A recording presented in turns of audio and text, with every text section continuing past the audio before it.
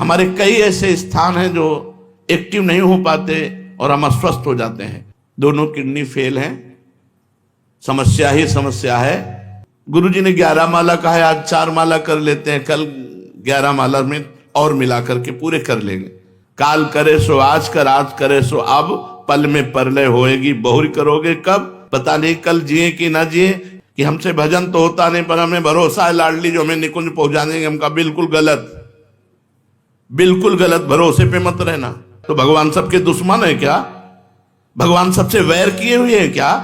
हर समय नाम जप भजन और फिर भरोसा। जो प्रण लो, जो प्रतिज्ञा करो, जो निश्चय करो, उस पे चलो। थोड़ी सी बात में प्रत्युत्तर में दुखी हो जाना, जरा सा बात बोला नाक पे गुस्सा, सहनशीलता ना होना, ये भक्ति का बहुत बड़ा दोष है। ये पार्थिव स्नो पाउडर लगा करके तुम सखी बन जाओगे, इससे भगवान मोहित हो जाएंगे तुमसे। भगवान को साक्षी करके वो बोले, हृदय को साक्षी करके कि मैं पवित्र हूं, हो ही नहीं सकता। उतने 10 मिनट 20 मिनट में 24 घंटा के भजन पर पानी फेर देगा मोबाइल।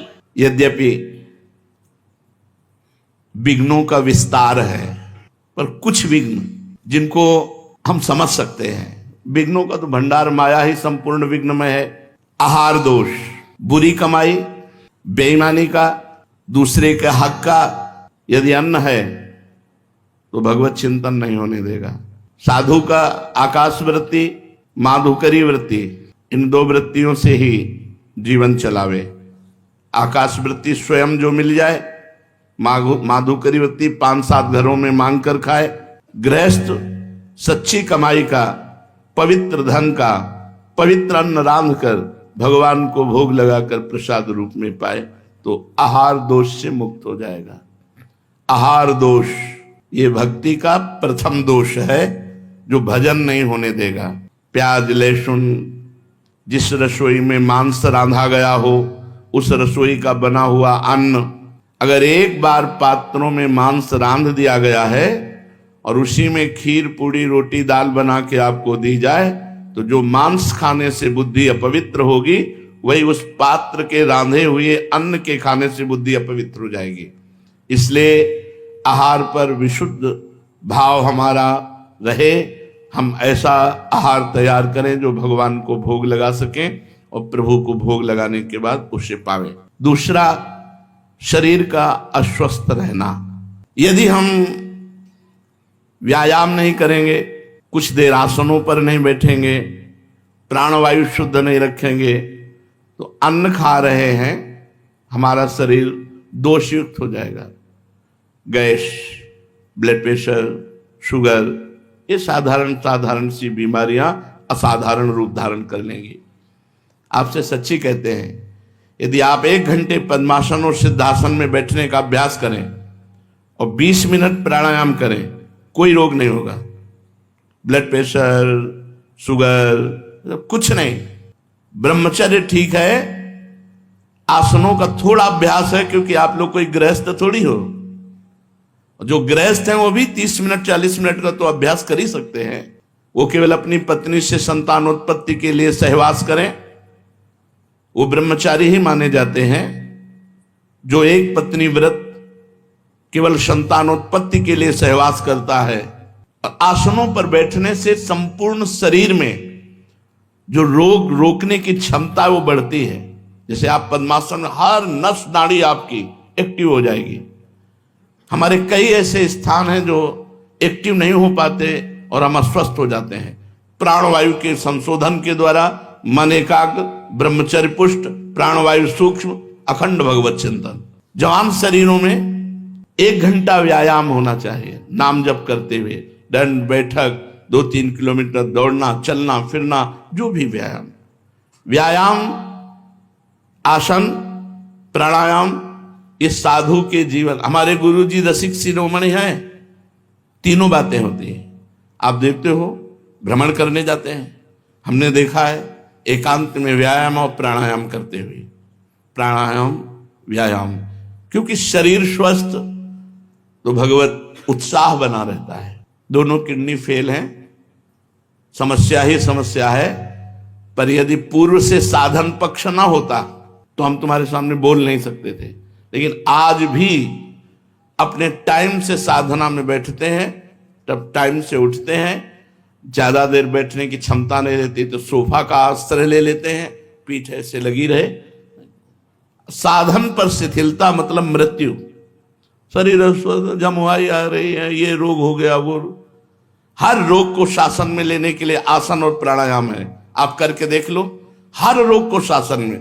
जब आपका कफ ठीक हो जाएगा और पित्त ठीक हो जाएगा और वायु ठीक हो जाएगी तो आपका शरीर फूल जैसा हो जाएगा, स्वस्थ हो जाएगा। बिगड़ता यही तीन है और तीनों को शासन में लेने के लिए पर्याप्त है आसन और प्राणायाम। ये कौन करता है? तो कितना आपके अंदर चिंतन चलता है, धुआंधार चिंतन चलता है। जिस समय आपकी प्राणवायु सूक्ष्म होगी, एक एक श्वास में 10-10 बार नाम, 20-20 नाम जरूर। अस्वस्थता शरीर में ना आने पाए। यावत स्वस्थमिदम कलेवरम यावच्च दूरे जरा। स्वस्थमिदम कलेवरम, इदम कलेवरम। ये शरीर यदि स्वस्थ है, बहुत बढ़िया भजन, भजनानंदी के लिए, नहीं भोगी पुरुष के लिए तो भोगों में उतर जाएगा। साधक को चाहिए, मान लो हमारी बात, व्यायाम जरूर करो। 20-30 मिनट ही व्यायाम करो और 10-20 मिनट प्राणायाम करो, जरूर करो। मान लो, नाम राधा राधा रटते हुए प्राणवायु का संशोधन, आप तेजस्वी रहेंगे। साधु का चेहरा बुझा हुआ थोड़ी होता है। मुख प्रसन्न तन तेज विराजा, कीन्हे रामचंद्र कर काजा। भगवान के कार्य में स्थित है, इसलिए मुख में प्रसन्नता और तेज विराजमान होता है। साधु ढकी हुई राख में जैसे अग्नि, ऐसा होता है।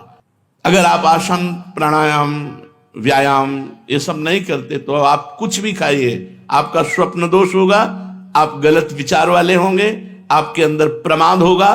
कुछ दिनों में शरीर गैस आदि रोगों से युक्त हो जाएगा। गैस बनती है, हमें ये पर गैस वैस।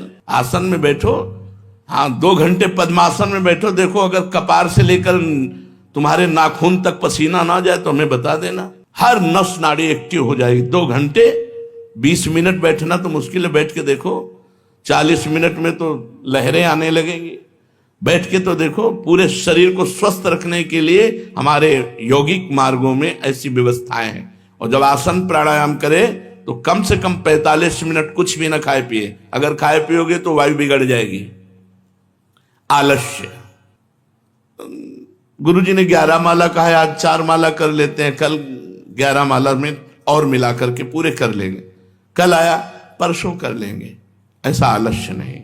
जो नियम दिया गया है, जो पाठ दिया गया है, वो यथा समय, अगर आप गृहस्थ हैं, नियम पूर्वक समय में नहीं कर सकते तो जब समय मिले तब अपने नियमों का पालन करें। आलस्य न करें। आज की सेवा को, आज के जप को, आज के पाठ को कल के ऊपर न छोड़े। काल करे सो आज कर, आज करे सो अब, पल में परलय होएगी बहुरी करोगे कब, पता नहीं कल जिए कि ना जिए। तो आज गुरु जी ने जो नियम दिया है उसे हम जल्दी उठें और उठ करके अपने नियम को पूरा करें। प्रमाद ना करें, आलस्य प्रमाद न करें। भगवत कार्य को, हम करने योग्य कार्य को त्याग करके ना करने योग्य कार्य में उत्साह रखना, इसे प्रमाद कहते हैं। आलस्य आज के कार्य को कल के ऊपर छोड़ना, और प्रमाद ना करने योग्य कार्य करने का उत्साह रखना और करने योग्य कार्य को छोड़ देना, इसे प्रमाद कहते हैं। ये भक्ति के बड़े दोष हैं, प्रमाद नहीं होना चाहिए। पुरुषार्थहीनता, और आप लगे हो कायरता पूर्वक प्रपंच में, हो जाएगा लाडली जी की कृपा से। नहीं, आप प्रयत्न पूर्वक भजन कीजिए, फिर लाडली जी की कृपा से सब हो जाएगा। मन, क्रम, वचन, छाण चतुराई, भजत कृपा कर है रघुराई। ये शरणागति आश्रय नहीं है। जैसे एक ने प्रश्न किया एकांतिक में कि हमसे भजन तो होता नहीं पर हमें भरोसा है लाडली जो हमें निकुंज पहुंचा देंगे। हमका बिल्कुल गलत, बिल्कुल गलत। भरोसे पे मत रहना। भरोसा तब दृढ़ माना जाएगा जब आपके आचरण पवित्र और नाम सुमिरन चल रहा है। आपका सुमिरन नाम पवित्र है, परम पवित्र भगवत भजन न करे, मनमानी आचरण करो और तुम निकुंज आए, वैकुंठ से विमान तुम्हारे लिए आ जाएगा। तो भगवान सबके दुश्मन है क्या? भगवान सबसे वैर किए हुए हैं क्या? सब मम प्रिय सब मम उपजाए। सब भगवान के प्यारे हैं, लेकिन जो भगवान को प्यार करता है उसी के लिए विमान आता है, वही वैकुंठ जाता है, वही गोलोक जाता है, वही साकेत जाता है, वही निकुंज जाता है। भजन के बिना तुम्हारे भरोसे को हम नहीं मानते, भरोसा हो ही नहीं सकता। जिसका भरोसा और आश्रय होता है उसकी स्मृति हर समय होती है। ये प्रमाद कोई न कर ले, भजन छोड़ करके और हम बैठे हैं हमारा काम हो जाएगा, बिल्कुल प्रमाद स्थिति है, दुर्गति होगी। हर समय नाम जप, भजन और फिर भरोसा, भगवान का भरोसा। जे सब भांति तुम्हार भरोसा, संपूर्ण रूप से आश्रित प्रियाजू के और जिनके आश्रित उनका भजन। नहीं, सेवक जी महाराज कह रहे हैं, हरिवंश नाम बिसरे न छिन, श्री हरिवंश सहाय बल। जब नाम नहीं छूटेगा तभी सहायता आपको भगवत प्राप्ति की होगी, तभी आपको थोड़ा बड़ा जो हम में कमी हो रही, जो दुर्गुण है, दुराचार है, उनको क्षमा करके भगवान आगे। अब ऐसे प्रमाद स्थिति में टीवी देख रहे हैं, मोबाइल देख रहे हैं, खूब मनमानी आचरण कर रहे हैं संसार के, और बोले प्रियाजू के भरोसा से हो जाएगा। भरोसा ही नहीं है ना। प्रियाजू के भरोसे वाला संसार का चिंतन करेगा, गलत चेष्टाएं करेगा, मनमानी आचरण करेगा, नहीं ये भरोसे वाला नहीं है, तो वो बहुत चतुर शिरोमणि भी है।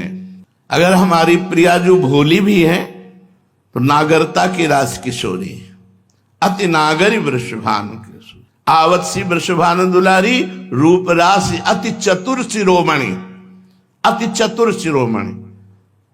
उनसे चतुराई नहीं चलेगी। हाँ, हम प्रयास कर रहे हैं, अब हमसे उतना नहीं हो पा रहा जितना होना है, तो आप निश्चिंत रहिए, भरोसे पे रहिए, आपको भगवत प्राप्ति होगी। लेकिन आप प्रमादवश भजन न करें, मनमाने आचरण करें और कहें कि मुझे, ये बिल्कुल नहीं, सिद्धांत के खिलाफ बात है।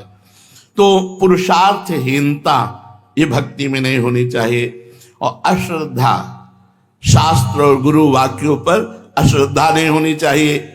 हमेशा सत्कर्म के लिए जो हमारे शास्त्र आदेश करते हैं, गुरु आदेश करते हैं, जैसा आदेश करते हैं बिल्कुल ठीक वैसे आचरण करना होता है। कभी कभी कड़वी दवा होती है, समझ में नहीं आता ऐसा क्यों कहते हैं। पक्का समझो, अश्रद्धा नहीं होनी चाहिए, वो आपको इतनी ऊंचाई पर उठा देंगे कि आप समझ नहीं पाएंगे। इसलिए गुरु वाक्यों पर अश्रद्धा नहीं होनी चाहिए। वो जो बोले तो बस वचनम करिष्येताम, जो आप बोल रहे हैं वही मुझे करना है। वो धर्म है कि अधर्म है, अच्छा है कि बुरा, मुझे इससे कोई मतलब नहीं। हो पाएगा कि नहीं हो पाएगा इससे भी मुझे कोई मतलब नहीं। मैं शुरू करता हूं, आपकी आज्ञा है। पक्का समझिए, गुरु वाक्यों पर कभी अश्रद्धा ना हो तो नीचे ढलान में जाने वाला भी ऊपर चढ़ जाएगा। वो जा रहा है नीचे लेकिन पहुंच ऊपर जाएगा। यही चमत्कार है, कर तुम अन्यथा कर तुम। ऐसा लगा कि हम गुरु आज्ञा से गिर रहे हैं लेकिन हम उठ गए। एक बार गुरुदेव श्री रामानंदाचार्य जी महाराज अपने परिकर के साथ एक बगीचे में रुके।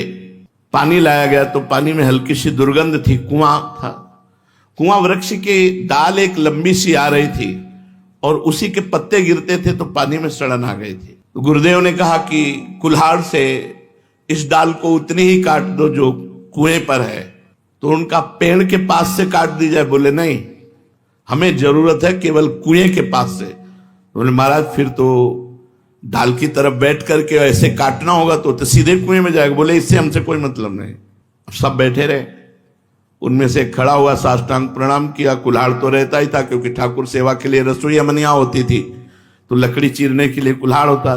कुल्हाड़ उठाया, पेड़ पर चढ़ा, डाल पर आकर उधर बैठा जो कुएं के ऊपर थी और उतना ही काटा जितने गुरुदेव ने कहा। मैं डाल सहित, कुल्हाड़ सहित तो नीचे चला गया। अब सब शोकाकुल हो गए कि ओ, बड़े गंभीर मुद्रा में आचार्य चरण बैठे रहे। ऐसे कुछ मिनट हुए, नमो नमः, जय हो ऐसे शब्द कुएं से गूंजने लगे और वो ऊपर उठ करके आया और माला और प्रसादी पहने हुए, हाथ में प्रसाद का पत्तल लिए आचार्य चरणों में रखा कि सिया राम जी ने आपके लिए दिया है। उनका इतनी देर कैसे हो? बोले सिया राम जी के पार्षद आकर साकेत ले गए और वहां सिया राम जी के दर्शन हुए, वहां प्रसादी मिली और ये प्रसादी आप। अब तो सब ललचा गए कि सिया राम के लिए तो पूरा जीवन अर्पित है, एक झलक भी नहीं मिली यार हम ही ये कर लेते। तो गुरु आज्ञा दिखाई कैसी दे रही थी? मृत्यु वाली। मरेगा, मैं कुल्हाड़ सहित कुएं में जाएगा, मर जाएगा। लेकिन बात क्या हुई? गुरु आज्ञा का पालन करने से अमृतत्व प्राप्त हो गया। इसीलिए अश्रद्धा नहीं, गुरु वाक्यों में अश्रद्धा नहीं और कुतर्क नहीं। अपने गुरु जी के वाक्य पर कोई तर्कना नहीं, कोई संशय नहीं, किसी से सलाह नहीं।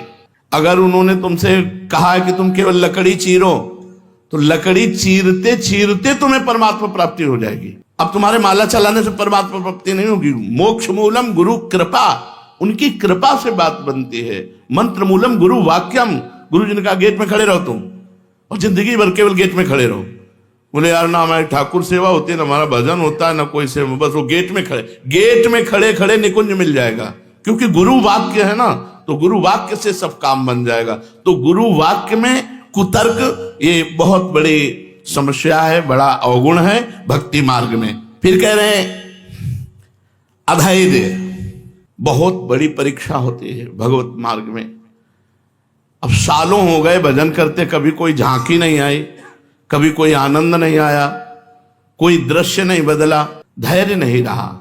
और हम उपासना बदल दी, धैर्य नहीं रहा, हम गुरु वचनों का उल्लंघन कर दिया धैर्य पूर्वक। यार वही काम आ रहा है, पूरा जीवन हो गया भजन करते, वही काम, वही क्रोध। पता नहीं भगवत मार्ग में दूर भी होते हैं कि नहीं होते। धैर्य यम ही न व्यथ्यन्ते, जो व्यथित नहीं होता। पुरुषम पुरुषर्षभ, हे पुरुषों में श्रेष्ठ अर्जुन, जो मन के द्वारा, इंद्रियों के द्वारा, प्रकृति के द्वारा दी हुई व्यथा से व्यथित नहीं होता। सुख दुखम, जो सुख दुख में समान भाव, वो अव्यय परम पद को प्राप्त होता है। इसलिए धैर्यवान बनो। अधैर्य भक्ति का अवगुण है। अधैर्य नहीं, बहुत धैर्य रखना चाहिए। और गुरुजन परीक्षा धैर्य की ही लेते हैं। सेवा में लगा दिया और सालों देखा नहीं, और रोज उनको चेक कर रहे हैं कि अब क्या है। सालों बात नहीं की, सालों मिले नहीं, सालों उत्साह वर्धन नहीं किया, और वो अपनी उसी सेवा में ज्यों का त्यों लगा रहा धैर्य पूर्वक। तो गले लगा लिया, हृदय से लगा लिया। धैर्य पूर्वक अपने नाम जप में, अपने भजन में, अपनी सेवा में अधैर्य नहीं होना चाहिए कि यार कुछ लाभ तो दिखाई नहीं दे रहा, हमारे अंदर वही विकार है, आते रहेंगे, चिंता मत करो। वो भी भागवतिक हैं, कोई संसारिक नहीं है। काम क्रोध लोभ ये सब भागवतिक हैं, भगवान के ही हैं सब। देखो काम भगवान श्री कृष्ण के पुत्र के रूप में, प्रद्युम्न जी के रूप में प्रकट, ये सब भागवतिक है। जिस दिन भगवान की कृपा को होगी एकदम सब शांत हो जाएगा। हमको चिंता नहीं करनी, हमको धैर्य रखना है। और अनिश्चय, हमें किसी भी बात के निश्चय को नहीं तोड़ना चाहिए। जैसे हमने निश्चय किया कि आज से हम एक बार खाएंगे, हमने निश्चय किया अब हम ये करेंगे, हमने फिसल गए, बार बार फिसल गए, बार बार अनिश्चय। ऐसा नहीं होना चाहिए। जो एक बार निश्चय करो, हम तो कहते हैं कि तुम करो ही मत निश्चय, जो आज्ञा हो उसके अनुसार चलो, पर यदि निश्चय करो तो फिर उसको टालो मत। जो प्रण लो, जो प्रतिज्ञा करो, जो निश्चय करो, उस पर चलो। कईयों को देखा है कि निश्चय करते हैं और फिसल जाते हैं, तो चल नहीं पाते हैं। तो ये भक्ति में दोष है। एक तो निश्चय करो ही मती, जो गुरु आज्ञा उसके अनुसार चलो, सहज ढंग से चलो। यदि निश्चय कर लिया कि बोले हम तो निश्चय कर लिया है कि अभी एक टाइम ही पाएंगे, और दबा के दोनों टाइम चल रहा है, तो फिर तुम्हारा निश्चय कैसा, हम ये करेंगे, हम ये करेंगे, हम ये करेंगे। अच्छा है, प्रयत्नशील रहो, लेकिन जो निश्चय करो उसे पक्का करो। संशय ना भगवान में, ना अपनी साधना में। असंयम, जो आप नियम से चल रहे हैं उसमें व्यवधान नहीं होना चाहिए, असंयम नहीं आना चाहिए।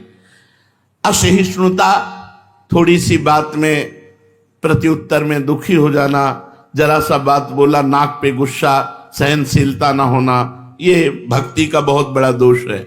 और अपवित्र रहना, झूठे मुंह रहना, लघुशंका संभाल के करो, वस्त्रों में न गिरने पावे।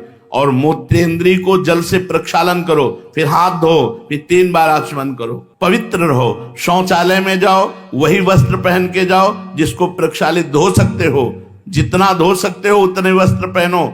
व्यवस्था है शौचालय की। अब ऐसा नहीं कि खेतों में जाना है। हम लोग जो बाहर जाते थे ना, हाँ, पूरी केवल लंगोटी पहने, हाथ में कमंडल लिए और ऊपर साफा बांध लिया, क्योंकि लौट करके जो आना है वस्त्र धारण करके, वो मस्तक पर उसे पवित्र माना जाता था। ऐसे बांध लिया। अब भीषण ठंडी में अगर 3 बार स्नान, तो तीनों बार 1 किलोमीटर खेत में जाओ, 1 किलोमीटर लौट के आओ, उतने में पूरा शरीर ठंडा, और जो ही गंगा जी में डुबकी मारो तो परमानंद का अनुभव। अब तो बाथरूम है भैया, बहुत पवित्र, लघु शंका, शौच आदि की पवित्रता, और झूठे मुंह कि कुछ भी मुंह में डाल के चबाने लगे, नहीं। चरणामृत और भगवत प्रसाद इससे झूठा नहीं माना जाता। चरणामृत पी लिया तो आचमन की जरूरत नहीं, भगवान के प्रसाद का किनका ले लिया तो आचमन की जरूरत नहीं, मंत्र जप सकते हो। हर समय पवित्र रहना चाहिए, अपवित्रता भक्ति का दोष है। और प्रसिद्धि पुजवाने की इच्छा, लोग हमें जाने, हमारा सम्मान करें, ये भक्ति का बहुत बड़ा दोष है। सम्मानम कल्याति घोर गर्लम नीचापमानम सुधा, श्री राधा मुरली धरो भज सके वृंदावन मात्यज। ए भाई, सम्मान को घोर विष समझो, नीच पुरुषों द्वारा किए हुए अपमान को अमृत समझो, और श्री राधा माधव का निरंतर भजन करते हुए वृंदावन धाम का वास स्वीकार करो। प्रसिद्धि, पुजवाने की इच्छा और मान की चाह, ये बहुत बड़ा दोष है जो साधक को पतित ही कर देता है। इसलिए तुम्हें कोई प्रणाम करे तो तुम पहले उसमें भगवत भाव करके प्रणाम करो, ना कहने की जरूरत नहीं। हमारा नियम है कि हम पैर नहीं छुआते, तो हम आपसे प्रार्थना कर देते हैं और आपको प्रणाम करते हैं मानसिक। यदि आप जबरदस्ती छू लेते हैं तो हमारी कोई हानि नहीं है, आपका भाव है, आप है। पर अगर संत संतुष्ट होते हैं चरण छूने से तो 5 कदम दूरी से प्रणाम करो, छुओ ही मती, कुछ नहीं, भजन से होगा, भजन से। संत समागम का जो लाभ है उनके वचनों के अनुसार चलने का है। किसी से घृणा मत करो, सब में परमात्मा विराजमान है, घोर पापी में भी भगवान की भावना करो। घृणा मत किसी से करो, इसका मतलब संग नहीं करना, पर घृणा भी नहीं करना। कोई रोगी देख करके या कोई भोगी देख करके घृणा नहीं करना। घृणा शब्द साधु के हृदय में नहीं होती, भक्त के हृदय में नहीं होती। ये क्रूरा अपिपापिनो न च सताम संभाष्य दृश्यास्ते सर्वान वस्तुतया निरीक्ष। सब में अपने प्रभु को देखो, किसी से घृणा मत करो, द्वेष किसी से मत करो। निर्दयता हृदय में नहीं होनी चाहिए, दुराग्रह नहीं होनी चाहिए, मैं ऐसा करूंगा ही नहीं। जैसी भगवान की इच्छा, जोई जोई प्यारो करे सोई मोई भावे। चंचलता नहीं होनी चाहिए, चल रहे हैं तो इधर उधर बैठे हैं तो दांत में कपड़ा चबा रहे हैं या तिनका चबा रहे हैं या बात कर रहे हैं, मतलब रास्ते में चल रहे हैं, हंसी मजाक नहीं। गंभीरता होनी चाहिए साधक में, जहां बैठा है शांत बैठा है, भगवत चिंतन पर चल रहा है, गंभीर चलते हुए बातचीत नहीं। बातचीत करना, खड़े हो गए, बातचीत की, हंसी मजाक नहीं। नारायण हरि भजन में 5 सुहात, विषय भोग निद्रा हंसी जगत प्रीति बहुबात। जल्दीबाजी से कोई काम न करे, पूछा लगा रहे आराम आराम से, पात्र मार्जन करे आराम आराम, जब ये करना वो करना, जल्दीबाजी नहीं। भगवान नाम चिंतन करते हुए सेवा, पर दोष दर्शन नहीं। बहुत बड़ी हानि होती है जो दूसरों के दोष का दर्शन करते हैं, दूसरों के दोष का वर्णन करते हैं, दूसरों के दोषों का श्रवण करते हैं, बहुत हानि होती है। पर निंदा के कीते आवत नहीं कछु हाथ, मूरख पर्वत पाप को ले चल अपने साथ। जिसका तुम दोष दर्शन कर रहे हो, दोष तुम में जागृत है, तभी दोष दिखाई दे रहा है और तुम्हारी दुर्गति का कारण बनेगा। यदि दूसरों के दोष दर्शन करोगे, दूसरों के दोष की निंदा करोगे, दूसरों के दोष की निंदा सुनोगे, तीनों बाधक है। पर दोष दर्शन, पर दोष कथन, पर दोष श्रवण। बाहरी वेशभूषा बनावटी, गुरु प्रदत्त वेशभूषा होनी चाहिए, बनावटी नहीं। सखी भाव अंदर का, सखी भाव पाउडर लगा के नहीं होता, सखी भाव रज लगा के होता है। शरीर में रज लगी है, बाहर से फटे पुराने कपड़े पहले, अंदर से सहचरी दिव्य चिदानंद भाव। ये पार्थिव स्नो पाउडर लगा करके तुम सखी बन जाओगे, इससे भगवान मोहित हो जाएंगे तुमसे। अरे भगवान मोहित होते हैं भजन से। जितना भजन करोगे, जितना चिंतन करोगे, जितना पवित्र रहोगे, बाहरी वेशभूषा साधारण होनी चाहिए। अब जैसे मानो ये श्री जी की मेहंदी है, तो जरा से लिया माथे पे लगा लिया, थोड़ी है कि पूरे हाथ और हमारी सब, ये श्री जी का महावर है, माथे में जरा से लगा। बहुत सावधानी से, किसी भी तरह का कोई श्रृंगार बनावटी एवं सहचरी भाव से कहीं हमारी वाणी जी में नहीं लिखा, और इसको निषेध किया गया है कि आप बाहरी बनावटी नहीं। पुरुष शरीर और स्त्री शरीर दोनों का राग त्याग करने वाला सहचरी भाव को प्राप्त होता है, गोपी भाव को प्राप्त होता है। ये नौटंकी है, ध्यान रखो। हम इसलिए खुल के कह रहे हैं कि नौटंकी मत करो, नाटक मत करो, बनावटी मत करो, इससे भगवान नहीं मिलते हैं। भगवान मिलते हैं निरंतर भजन करने से। निरंतर वो भगवान को साक्षी करके कह सकता है। हमारी अगर बात उपहास लग रही हो तो जो साधक ऐसा करता है वो भ्रष्ट आचरण वाला है। भगवान को साक्षी करके वो बोले, हृदय को साक्षी करके कि मैं पवित्र हूं, हो ही नहीं सकता। रजोगुण तुरंत काम पैदा करके उसे भ्रष्ट कर देगा। इसलिए हमारे रसिकों को देखो, कर करवा कामरी कांधे पे। विशाखा सखी का अवतार हरिराम व्यास जी क्या बोल रहे और कैसे रहे?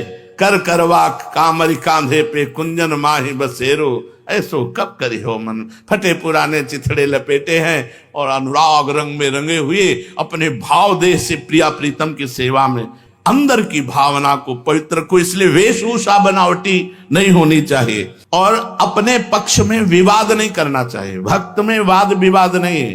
तुम्हारी मति तुम जानो, तुम्हारी हमसे पूछो तो हमारी मति ये है, आपको पसंद नहीं, आप अपनी मति से चलिए। वाद विवाद नहीं, शास्त्रार्थ नहीं और शरीर की आराम की चाह नहीं। यदि भगवत प्राप्ति करनी है तो रात दिन प्रयत्नशील रहो। 4-5 घंटे अगर सोने को मिल जाए तो बहुत है। हर समय भजन सेवा इसी में लगे रहो, वाणी पाठ नाम चिंतन, समय को बर्बाद मत करो। शरीर को आराम, विलासिता, उतने पानी खर्चा करो, उतने बिजली खर्चा करो, उतने सामान खर्चा करो, उतने भोजन लो जितने से काम चल जाए। ये नहीं कि फेंकना पड़े और विलासिता, आप बाथरूम में हो, कूलर और बिजली चल रही, प्रकृति का उतना ही प्रयोग करो। हम एक बूंद पानी एक्स्ट्रा नहीं जाने देते, मग्घा में उतने लेंगे जितना जरूरत है, बस ऐसे, क्योंकि वो दूसरे के काम में आएगा। प्रकृति की वस्तु है तो विलासिता ना करे, वस्तु को बर्बाद न करे, जितनी आवश्यकता है उतना ही प्रयोग करे। अधिक से अधिक दूसरों की सेवा करने की प्रवृत्ति रखे। साधक कोई मनोरंजन न करे कि अब सेवा हो गई और अपने कमरे में गए हो, स्मार्ट मोबाइल है, जो मन आया सो देखा, मनोरंजन किया।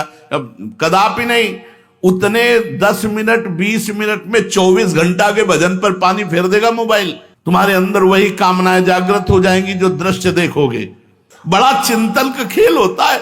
डर लगता है कि यार कोई भी बात काल में पहुंचेगी, मन उसको साकार रूप से दिखाई देने लगेगा। मनोरंजन में न फंसे, नहीं, जो दृश्य देखोगे मन वही दृश्य में फंसा देगा। कुसंग ना होने पावे। जो भगवत विमुख जन शराब पीते हैं, मांस खाते हैं, नाना प्रकार के कुविचारों से युक्त हैं, ऐसे लोगों का संग ना होने पावे। साधना के प्रतिकूल कभी कोई क्रिया ना होने पावे। अनावश्यक कोई साहित्य ना पढ़िए। गुरुजनों का कभी तिरस्कार ना होने पावे और सदैव भगवत चिंतन में बना रहे। इन दोषों का त्याग करके वही भगवान को सहज में प्राप्त कर सकता है। शेष चर्चा आगे। श्री राधा।